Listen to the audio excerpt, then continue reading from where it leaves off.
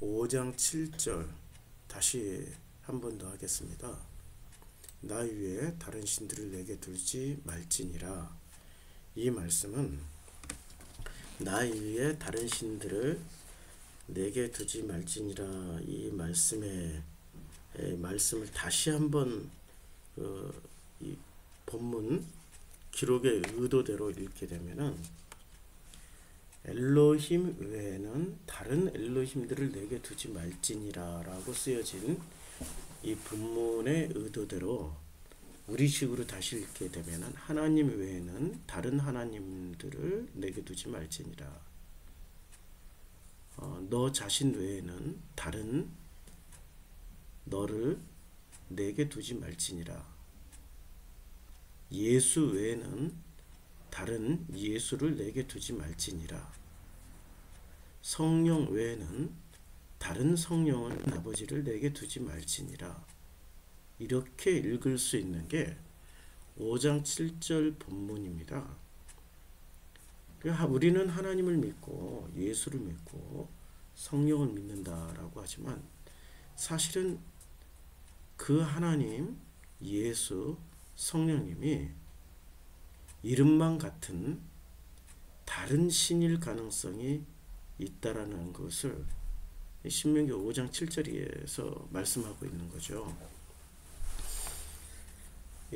아브라함의 하나님, 이삭의 하나님, 야곱의 하나님이 있습니다. 조상들의 하나님이라고 그러죠. 그럼 아브라함의 하나님, 이삭의 하나님, 야곱의 하나님 할 때 아브라함의 출발점은 어디였냐면요, 아브라함은 창세기 11장에서 셈족의 족보가 나옵니다. 나홀은 데라를 낳았습니다. 나홀과 하란을 낳았습니다. 그러면 아브라함의 아버지는 데라고 아브라함의 할아버지는 나홀입니다. 아브라함과 형제도 이름이 나홀입니다. 좀 헷갈리죠. 아브라함의 형제가 아브라함과 나홀과 하란 삼형제를 데라 아버지께서 낳으셨습니다. 데라의 조건이 이러합니다.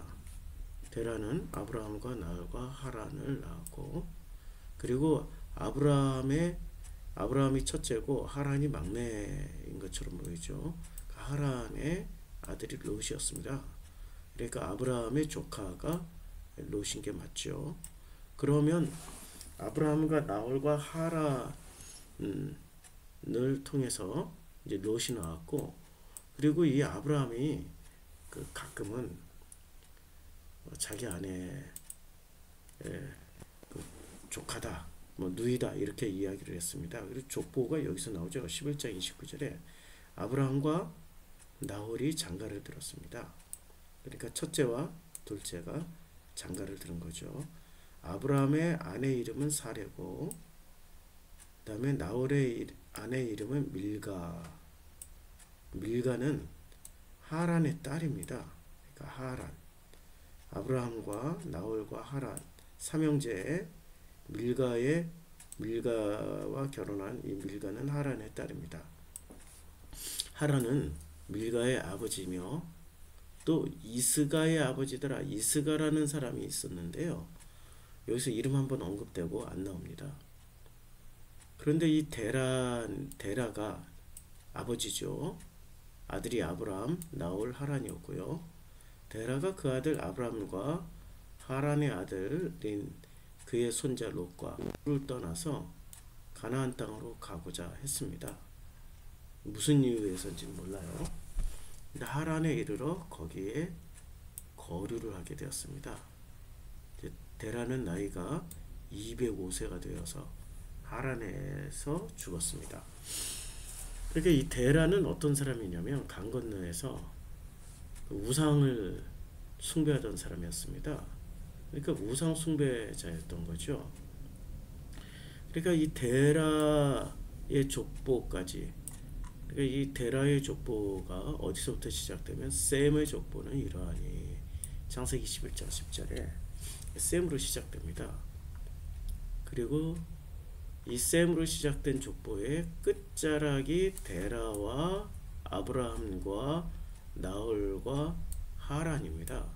그리고 아브라함과 나홀과 하란의 그 자녀의 계보를 이어줄 사람 이렇게 다 나왔습니다.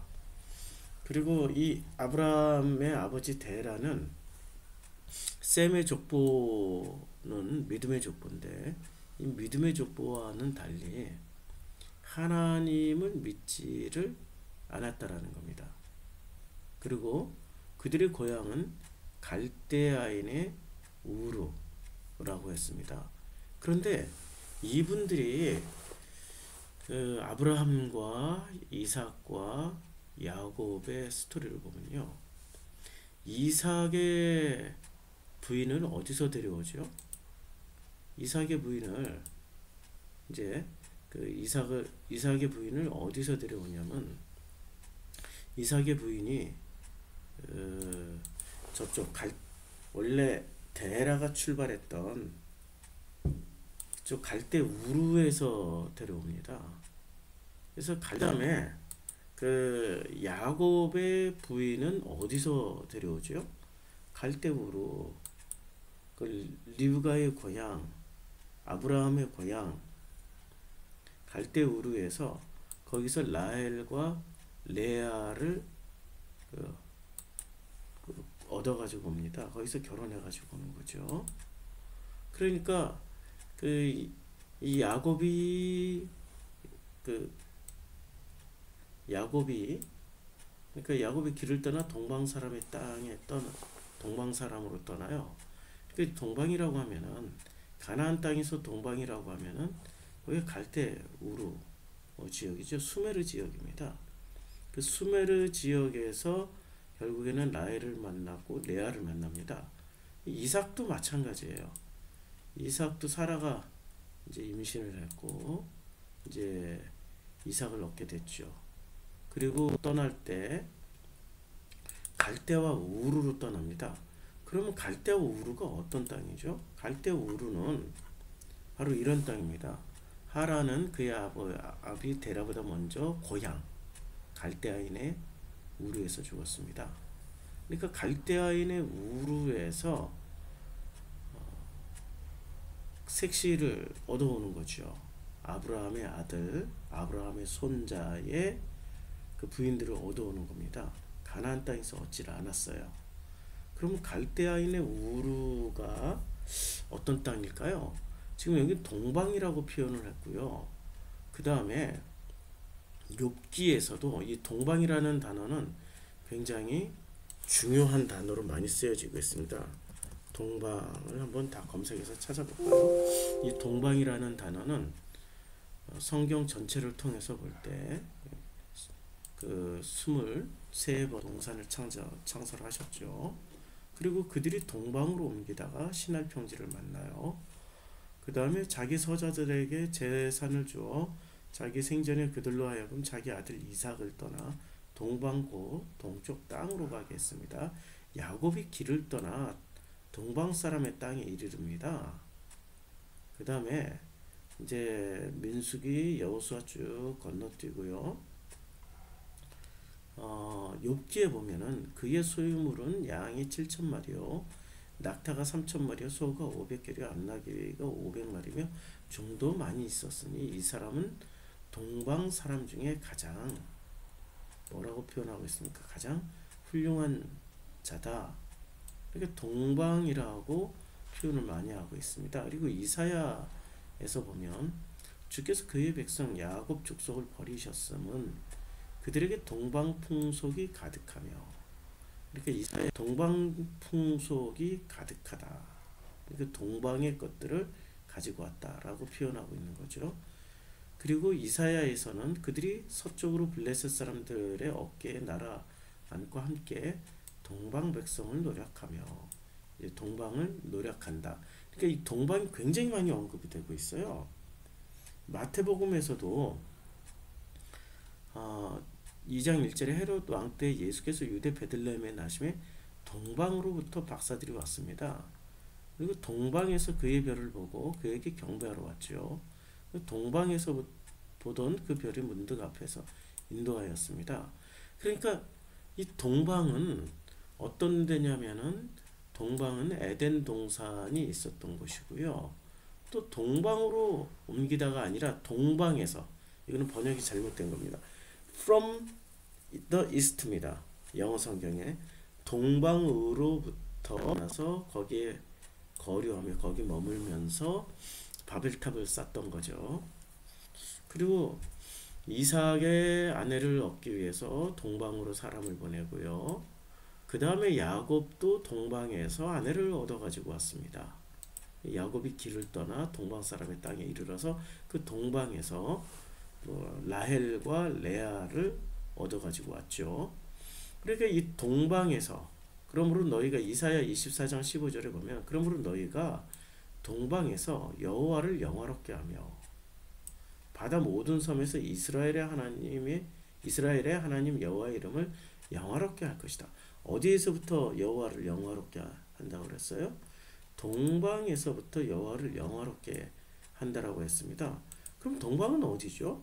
이 동방이라는 것은 지도를 보면 그 수메르 지역이 지금 전체 여기가 지금 요 지도가 바벨론, 예루살렘, 여기 알렉산드리아, 여기 그 이집트입니다.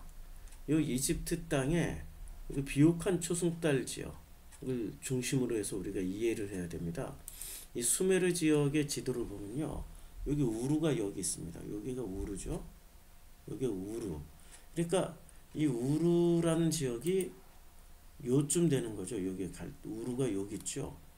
요 지금 위치를 잘, 여기 페르시아만이고요, 지중해고요, 여기 홍해가 있고 나일강이 있습니다. 여기 유프라테스강, 티그리스강이 있고요. 요 지도를 잘 보면은 비옥한 초승달 지역을 잘 봐야 되는 거죠. 이 비옥한 초승달이 요게 바로 지역의 이 초승달 모양으로 시아만부터 시작해가지고 홍해를 건너 이집트까지가 비옥한 초승달 지역입니다. 이것을 좀 더 현실감 있는 지도로 보면은 이거는 이렇게 요게 비옥한 초승달 지역이 이집트까지 뻗어 있는 거예요. 자, 요게 지금 비옥한 초승달 지역입니다. 좀 더 이렇게 그려주면은 비옥한 초승달 지역이 이집트까지 뻗어 있는 거예요. 여기는 딱 가나안 땅까지만 그려놨는데요. 비옥한 초승달 지역은 이집트 지역까지 이렇게 돼 있는 게 이게 맞는 비옥한 초승달 지도입니다. 이 지도를 그릴 때 사람들이 여기가 바다고, 그러니까 여기까지만, 가나안 땅까지만 끊어 놓는데 그게 아니고 비옥한 초승달 지역은 페르시아만부터 시작해 가지고 나일강까지가 비옥한 초승달 지역입니다. 나일강이 들어가 있는 거예요. 여기까지 비옥한 초승달이고요. 요 비옥한 초승달의 요 끝자락, 이 동쪽 끝자락에 우루가 있는 거죠. 그리고 서쪽 끝자락에 이집트가 있는 겁니다. 그리고 요 비옥한 초승달 지역의 3분의 1 지점이 바로 가나안 땅이고요. 그래서 이 비옥한 초승달 지역에서만 사람이 살 수 있었습니다. 나머지 지역은 사막 지역이어서 사람이 살기가 힘들었습니다. 이 비옥한 초승달 지역에 지금 지명으로 보면 어느 나라가 들어가 있냐면요, 이 비옥한 초승달 지역에 이란, 이라크, 시리아, 터키, 요르단, 이스라엘, 그 다음에 이집트가 들어가 있습니다. 이 지역이 비옥한 초승달이고, 이 아브라함 데라, 아브라함의 아버지 데라는 아브라함과 하란을 데리고 이 비옥한 초승달 우르에서 시작해서 여기 하란까지 왔습니다. 여기가 하란이 있는 지역이고요. 하란까지 왔고, 하란에서 데라는 돌아가셨고, 아브라함은 조카 롯을 데리고 가나안 땅까지 갔다가 흉년이 들어서 이집트 땅으로 갔다가 다시 가나안 땅에 정착을 하게 됩니다. 이 가나안 땅에서, 이 가나안 땅을 기준으로 해서 보면 동방은 어디가 되죠? 오른쪽이죠. 이쪽 해 돋는 쪽 동방입니다. 그러면 동방이라고 하면은 어디쯤 되냐면은 이제 비옥한 초승달 그리고 수메르 지역을 다시 검색해서 아까 지도가 수메르 지도가 좀 더 많이 나왔는데 자 지금 요게 예루살렘 그러니까 여기 가나안 땅이죠. 가나안 땅에서 비옥한 초승 때 문화 문명이 유프라테스강 티그리스강을 중심으로 해서 발생했습니다.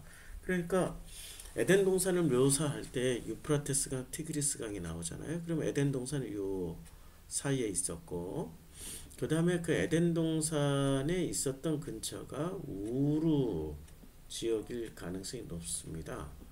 그러니까 이 가나안 땅에서 동방이라고 하면은 이 우루 지역이 동방일 가능성이 높죠. 우루 수사 이 수산성이죠. 여기가 에스더가 살았던 수산성이고요. 이 페르세폴리스 굉장히 중요한 데죠. 이 테헤란의 요 지역 전체에서 다니엘 무덤이 요게 있어요. 예. 그래서 이렇게 지금 비옥한 초승달 지역을 우리가 이해를 하고 성경을 읽으면은 동방에서 여호와를 영화롭게 한다. 그럼 이사야가 쓰여졌을 때 동방이라고 하면은 여기 아시리아가 여기서 일어났고요. 바벨론이 일어났고요. 그 다음에 페르시아가 이 지역에서 일어났습니다. 그러니까 동방에서 여호와를 영화롭게 한다. 그러면 이스라엘과 철천지 원수인 아시리아, 바벨론, 페르시아에서 오히려 거꾸로 여호와를 영화롭게 한다라는 말씀이 되는 거죠. 우리의 고정관념을 완전히 넘어서는 거죠. 바벨론이 어떻게 여호와를 영화롭게 할 수 있을까? 페르시아가 어떻게 여호와를 영화롭게 할 수 있을까? 아니면 아시리아가 어떻게 영화롭게 할 수 있을까? 우루가 어떻게 여호와를 영화롭게 할 수 있을까? 라는 수많은 그 질문들이 생길 수밖에 없는 거죠. 자, 그래서 일단은 여호수라는 존재를 제일 먼저 알아준 데가 어디였죠? 동방으로부터 박사들이 예루살렘에 이르렀어요. 동방에서 그의 별을 보고 그에게 경배하러 왔습니다. 동방에서 보던 별이 문득 앞서 인도하여 가다가 아기가 있는 곳 위에 머물러 서 있는 거죠. 그렇죠? 자, 그 다음에 계시록 16장 12절에 또 여섯째 천사가 그 대접을 큰 강 유브라데스 소돔의 강물이 말라서 동방에서 오는 왕들의 길을 예비되었더라. 신약에서는 철저하게 동방으로부터 예수를 경배하고 예수를 알아보고 예수께로 인도하여 오는 그 별들이 동방에서부터 출발한다고 그랬고 또 여섯째 천사가 그 대접을 큰 강 유브라데스 소돔에 강물이 말라서 동방 이사야가 말씀하신 것은 예수가 오심을 말씀하는 거고요. 그 예수를 예비하고 예수를 알아보고 예수를 가장 먼저 알아볼 때가 어디냐? 동방이라는 말입니다.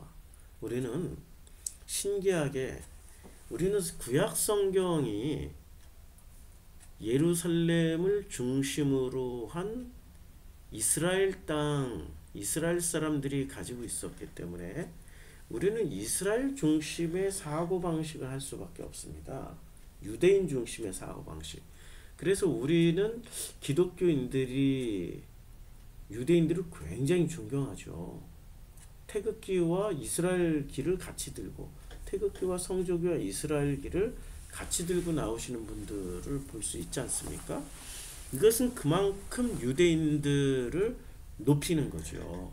왜냐하면 그분들이 성경을 보존했고 그분들 결국에는 성경의 핵심 중에 핵심 예수를 이 유대인들이 알아봤습니까? 아니면 동방에 살던 사람들이 알아봤습니까? 동방에 살던 사람들이 알아보고 예수께 경배하러 왔고요. 그리고 동방 사람들을 그 말세 때에는 동방 사람들이 오는 길을 예비하기 위해서 이 마른 강들, 이 강들의 강물을 풍성하게 해줍니다. 결국엔 동방이 굉장히 중요한 어떤 그 역할을 하게 되는 거죠. 자, 이 말을 지금 이 동방 얘기를 왜 이렇게 오랫동안 얘기를 했냐면요. 신명기 5장 7절을 설명하기 위해서 말씀드린 겁니다. 나의 외에는 다른 신들을 내게 두지 말지니라. 그러면 이스라엘에서 그동안에 믿었던 여호와 하나님은 그들이 믿었던 엘로힘, 그들이 믿었던 엘로히심 이름으로 믿었고, 분명히 여호와의 이름으로 믿었고, 분명히 아도나이라는 이름으로 믿었습니다. 그런데 그 이름 외에 그들은 어떤 신을 믿었기에 동방 사람들도 알아보고 있는 그 예수를 몰라본단 말입니까? 그러니까 이 사람들은 여호와 엘로힘 외에 지금 다른 여호와 엘로힘을 두고 믿었다는 말씀입니다. 이 말씀을 이해를 해야 요한복음 8장에 다른 아버지 논쟁을 우리가 이해할 수 있습니다. 자, 예수께서 이렇게 말씀하십니다. 너희는 너희 아비가 해서 나지 아니하였고 아버지는 한 분뿐이시니 곧 하나님이다. 한 분 하나님이시라고 분명히 말씀하고 있지요.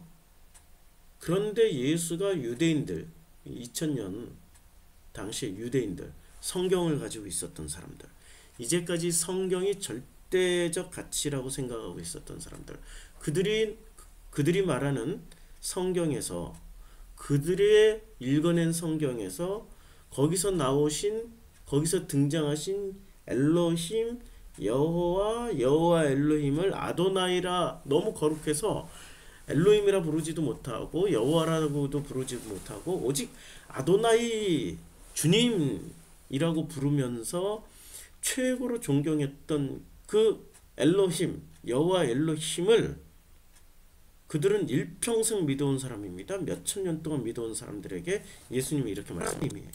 엘로힘이 너희 아버지였으면 분명히 너희가 나를 사랑하였으리니 이는 내가 하나님께로부터 나와서 왔습니다. 그러니까 하나님께로부터 나서 오셨던 예수를 분명히 사랑하여야 되는데 사랑을 안 한 거예요.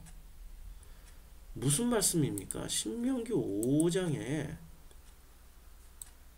분명히 엘로힘 외에는 다른 엘로힘을 안 믿었다고 생각했던 그 유대인들의 실제 결과물로는 엘로힘 외에 다른 엘로힘을 믿고 있었다는 말씀이에요. 왜? 예수를 사랑하지 않았기 때문에. 그럼 예수를 누가 사랑했어요? 동방으로부터 온 사람들이 사랑했다라는 거예요. 성경을 가지고도 있지 않은 사람, 경배, 사랑의 수준을 넘어서 경배의 수준까지 이르게 된 거죠. 그러니까 엘로힘 외에 다른 엘로힘을 믿었던 유대인들이라는 말씀이 성립된 거죠. 몇천 년 동안 그 엘로힘만 믿었고 몇천 년 동안 그 여호와만 믿었다라고 생각했던 이 유대인들, 그 유대인들이 만약에 신명기 5장 7절 나 이외에는 다른 신들을 내게 두지 말지니라 라는 이 말씀을 읽을 때 그들이 우리는 하나님 외에 다른 하나님을 믿고 있었구나 라고 반성하며 회개하면서 읽었을까요? 맞아, 우리는 하나님 외에 엘로힘 외에 왜 읽었을까요? 확신하면서 읽은 거죠. 이것을 다시 한번 오늘날 우리들의 언어로 다시 한번 읽어보겠습니다. 예수 외에는 다른 예수를 내게 두지 말지니라 라고 지금 기독교인들이 자신 있게 읽을까요? 다른 예수를 진짜로 우리가 우리 안에 두고 있는지 점검해 볼까 라면서 읽을까요? 확신하면서 읽기 때문에 다른 예수를 우리 안에 두었다라고는 꿈에도 생각하지 않는 거죠. 꿈에도 생각하지 않는 거죠. 살짝 의역을 하는 건데요. 시대적 상황. 우리는 왜 그것을 꿈에도 두지 않고 읽게 되냐면은 이런 거죠. 우리가 믿고 있는 예수는 서쪽 신학으로 세팅되어 있는 예수, 서쪽 신학이죠. 서구에서 만들어졌고 서구 신학에서 다 검증한 그 서쪽 신학에 기반을 두고 만들어진, 그렇게 해석되어진 예수를 우리는 믿고 있단 말입니다. 그러면 진짜 예수를 알아보는 사람들은 어디서부터 오는 거죠? 아니, 동쪽에서부터, 동방에서부터 오는 거죠. 그 동방에서부터 오는 가장 중요한 거는 뭐죠? 이론론이라는 거예요. 하나로 읽는다라는 거예요. 근데 서쪽은 전부 이원론인 거예요. 그래서 동쪽에서부터 진짜 예수를 경배할 사람들이 왔다라고 마태복음 2장에서는 강조하는 겁니다. 아이러니죠. 서쪽의 이원론으로 만들어진 예수를 재해석해서 진짜 예수를 알려줘야 되는 그러한 상황이 발생하게 된 겁니다. 프로시코마이 교회에서는 지금 서쪽의 이원론으로 만들어진 그 예수를 이론론으로 해석하는 그런 설교를 하고 있고 그런 성경 공부를 하고 있습니다. 예수님 당시에 유대인들은 전혀 몰랐습니다. 예수님 당시에 로마의 식민지였잖아요. 그리스 로마에서 보면은 동방은 어디죠? 가나안 땅이죠. 유대 땅이죠. 그렇죠? 그래서 유대 땅에서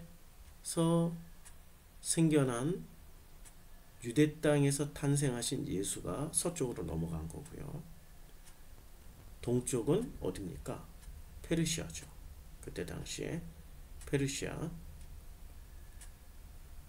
그런데 이제는 전 세계의 종교가 다 이제 서구 신학으로 그냥 평준화되어 버렸습니다. 그러면 그 서구 신학을 재해석할 수 있는 데는 동쪽에서부터 출발하는 겁니다. 왜냐하면 서구 신학은 아리안들의 이원론, 아리안의 이원론은 어디에 기반을 두고 있습니까? 바벨론의 조로아스터교, 페르시아의 조로아스터교에 기반하고 있지 않습니까? 조로아스터교는 철저하게 이원론에 기반한 신학입니다. 그리고 유대인들조차도 이 철저하게 이 페르시아의 종교, 이게 바로 조로아스터교의 문양입니다. 그리고 이 조로아스터교는 이게 아우라 마즈다 이고요. 조로아스터교는 이 페르시아에 가면은 어딜 가나 이런 건물마다 이런 모양이 있습니다. 그리고 이 조로아스터교의 그 기원, 그것을 자세히 읽어보면요, 조로아스터교의 기원에 여러 가지 내용이 나오는데요. 이 조로아스터교와 리그베다 위키에서 한번 찾아보겠습니다. 이 리그베다 위키에서요.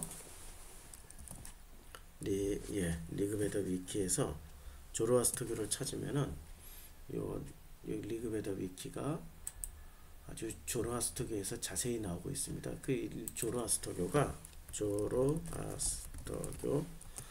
보면은 이 조로아스터교, 이게 조로아스터교의 심볼입니다. 근데 이 조로아스터교와 기독교와의 역사를 한번 보면은요, 기독교가 다른 종교에 미친 영향, 유대교, 기독교 있는데 유대인들의 귀환과 성전 재건축을 허락한 이 페르시아의 왕, 예, 고레스 2세가 조로아스터 교도였습니다. 당시 페르시아는 영토뿐만 아니라 경제, 문화, 군사 체계, 정비 등 모든 나라를 압도하는 그야말로 동방세계의 절대 제국으로 확고한 위치에 있었습니다. 이 조로아스터교는 세계 평화를 유지하려고 그랬어요. 어떤 식으로 유지하려면 이 세상을 평화롭게 하기 위해서는 조로아스터교의 평화로운 메시지로 통일을 시켜야 된다. 그럼 통일을 시키려면 어떻게 해야 되지? 그냥 정복해버리면 된다. 아주 심플한 논리를 가지고 있었던 게 페르시아였습니다. 그래서 이제 페르시아의 식민지가 되었어요. 아시리아 바벨론이 페르시아에 정복당하면서 결국엔 페르시아의 땅이 됐어요. 그리고 페르시아의 고레스 왕 때에 유대인들을 다시 포로 귀환을 가나안 땅으로 보내줬어요. 바벨론 창고에서 썩고 있었던 이 성전의 모든 성전 기물과 기구와 또 거기에 더해서 황금까지 성전을 건축할 수 있는 돈까지 다 보내서 페르시아 사람들이 이스라엘 사람들을 너희들의 땅으로 돌아가서 성전을 건축하고 그 땅에서 잘 살아 하면서 페르시아가 보내줬으니 아시리아와 바벨론은 원수의 나라죠. 멸망시켰으니까. 그런데 페르시아는 되돌려줬어요. 거기에 막대한 돈까지 황금까지 보내면서. 그럼 페르시아는 은혜의 나라잖아요. 그래서 대표적으로 유대교의 주류 종파 중에 조로아스터교를 계승한 조로아스터라도 페르시아가 보낼 때 니네들 마음껏 니네들 민족주의를 마음껏 바라고 살아 이렇게 하고 보내줬을까요? 아무리 보내줘도 통제 장치를 만들어서 보내줬을 거 아니에요. 그 통제 장치를 계승한, 그러니까 페르시아를 계승한 사람들이 누구냐? 그 사람들이 바로 바리새파라는 거예요. 헬라어로는 파리사이오스라고 읽죠. 그런데 이 바리새라는 말 자체가 페르시아 말의 파르샤, 이게 페르시아 사람들은 자신들을 파르시라고 불러요. 파르시. 그러니까 이 파르시라는 발음을 헬라어로 다시 발음하게 되면 파리사이오스가 돼요. 이게 헬라어에는 영어처럼 어떤 사람들이라고 할 때는 ER 혹은 OR이 붙죠. teacher, teach는 가르치다. teach에 ER이 붙으면 teacher가 되는 것처럼. 그래서 파리사이 붙은 거예요. 파리사이오스가 되는 거예요. 파르시. 그래서 파리사이오스가 한문 번역으로 넘어가면서 우리말로는 바리새가 되는 거예요. 바리사이파 이렇게. 그래서 유대 발음이면 이들이 주장한 천사, 사후세계, 부활, 최후 심판, 구세주 등의 교리는 조로아스터교의 그것을 그대로 흡수해서 바리새파 소멸 이후에도 지금까지 유대교의 주요 교리가 됐죠. 그리고 기독교는 이 바리새의 교리를 그대로 받아들여 가지고 기독교라는 종교로 흡수해 버렸어요. 그래서 이 조로아스터교에서 태어난 종교가 후대 유대교, 그러니까 포로기 이후의 유대교, 기독교, 이슬람교에 그대로 흡수됩니다. 그러니까 지금 전 세계 절반 이상의 종교, 심지어는 한 70%까지 보고 있잖아요. 유대교, 기독교, 이슬람교가 실제로는 조로아스터교라는 신학으로 세팅이 된 거예요. 이것을 재해석을 하지 않으면 우리는 처음부터 끝까지 조로아스터교 믿고 조로아스터교의 신학 안에서 조로아스터교를 숭배하다가 가게 되는 불행한 종교인이 되는 거죠. 그래서 제가 종교 안에는 구원이 없다라고 강력하게 말씀드리는 것은 조로아스터교를 벗어나야 된다라는 거예요. 이 조로아스터교의 기본적인 특징은 이 조로아스터교가 유대교, 기독교, 이슬람교에 미친 영향력은 실로 엄청나다. 하지만 가장 큰 것은 그 자체 예컨대 아브라함의 종교에서 사탄은 본래 고발자라는 뜻으로 대적자, 고발자, 조로아스터교에서는 이원론의 영향을 받아서 신에 맞서는 악마로 바뀌어버린 거예요. 그래서 사탄은 원래 존재하지 않는 존재였어요. 대적자, 고발자예요. 그래서 이것을 다시 한번 읽어볼게요. 신명기 5장 7절. 여호와 외에는 다른 신들을 내게 두지 말라 했는데 다른 신들을 우리에게 뒀잖아요. 여호와와 맞서는, 하나님과 맞서는 마귀, 사탄, 루시퍼를 우리 안에 두고 있잖아요. 루시퍼가 무섭죠? 마귀 무섭죠? 마귀의 왕 무섭죠? 사탄의 왕 바알세불 무섭죠? 이게 원래 포로기 이전에는 없었단 말이에요. 포로기 이후에 만들어진 거란 말입니다. 다른 신들을 내게 두지 말라고 그랬는데 어느 순간 사탄, 마귀, 귀신도 다 우리에게 두고 있잖아요. 10계명의 첫 번째 계명이 다 걸려 있단 말입니다. 왜냐하면 조로아스터교를 우리도 모르게 흡수해서 그것을 진짜 기독교, 진짜 유대교로 믿어버렸기 때문에 원래 사탄은 존재하지 않아요. 사탄이 존재한다면은 여호와는 반쪽 신이 되는 거죠. 사탄과 대적하는 피조물, 만들어 놓은 피조물에 반란이 일으켜가지고 만들어 놓은 피조물에 의해서 그 당신이 저질러 놓은 일들을 당신이 수습하는 격이 돼버리는 거잖아요. 그러면 완벽한 신, 온전한 신이 아니란 말입니다. 왜 사탄이 존재해야 되는 거예요? 이게 조로아스터교의 영향을 받은 거죠. 진짜 기독교가 아닌 거죠. 예수가 전한 메시지가 아닌 걸 우리는 마치 예수가 전한 메시지처럼 붙잡고 예수가 전하지 않은 메시지의 예수를 믿고 있잖아요. 그러니까 다시 한번 읽어볼게요. 처음 읽었던 것처럼 여호와 외에는 다른 여호와를 내게 두지 말자. 사탄 두고 있잖아요. 예수 외에는 다른 예수를 내게 두지를 마라. 우리 지금 진짜 예수를 믿고 있는 게 아니에요. 이원론에서 해석한, 조로아스터교에서 해석한 예수를 믿고 있는 거죠. 안타까운 일입니다. 5장 7절 나 외에는 다른 신을 내게 두지 말지니라. 이 구절 하나도 지금 못 넘어서고 있는 게 유대교요, 이슬람교요, 지금 현재 기독교가 되어버린 겁니다. 이 부분에 있어서는 좀 더 많은 것을 가지고 말씀을